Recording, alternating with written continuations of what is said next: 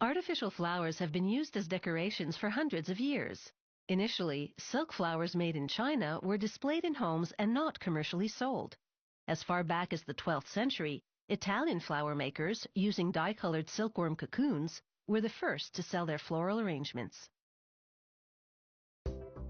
Modern imitations of natural flowering plants are endless in variety, stunning in color, with realism so impressive they can look and feel like the real thing. Since the 70s, most are made of polyester fabrics. A worker places an iron cutter blade on top of non-woven polyester and then applies several tons of hydraulic pressure to complete the cuts. The result is 20 layers of flower petals. The worker wraps piles of 100 petals in elastic bands and sets them aside. Another worker places petals into a heated mold to give the fabric texture. Using a glue gun, a worker completes the flower's petal structure by assembling two different shapes of non-woven polyester petals. This is part of the flower head. In the coloring department, a worker paints the pieces of non-woven polyester using watercolor. She paints the edges of the flower heads in bundles of 100 at a time. The painted flower heads go into a microwave for 2 to 5 minutes. The dried flower heads now undergo silk screening, one at a time, using acrylic paint. Customers can choose among more than 50 different color patterns. The flower heads have been pressed to simulate natural curving. Using a glue gun, a worker connects the flower head to the petals of this Phalaenopsis orchid. The goal is not only to make the flowers look as real as possible, it's also to make them feel as real as possible, which takes us to the next stage. An employee puts two flowers together, lines them up, then adds a stick, which will be held in the next part of the process.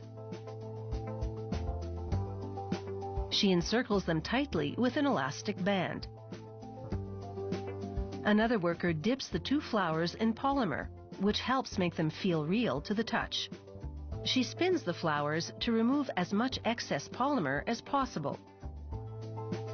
Workers then brush excess polymer from the petals. A worker attaches flower buds to the stem using green flora tape. She attaches the petals and flower head and continues to wrap the stem in flora tape until the entire length is covered.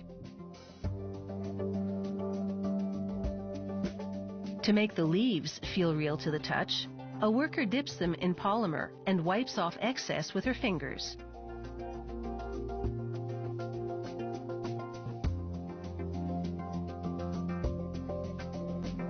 After 1 hour of drying, the worker dips the same leaves in green polymer. Again, she removes any excess and sets the leaves aside for another hour of drying. Once they're dry, another worker gives the leaves a final coat of polymer paint. She removes the excess and sets the leaves aside for yet another hour of drying. All the drying is done at room temperature.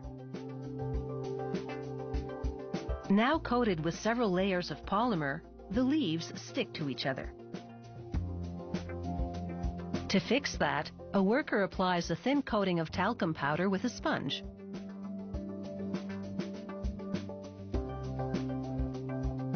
The coating solves the problem of sticky leaves.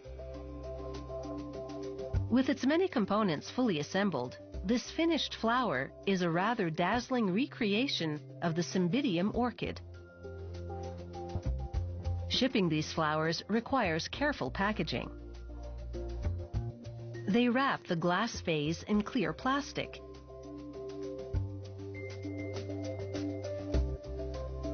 And place it securely inside a polystyrene base. The flower is lowered into the box upside down. The base is snug enough to keep the flower from moving inside the box, which the worker then seals shut for shipping. Authentic looking and feeling, these striking flowers are sure to make any decor blossom.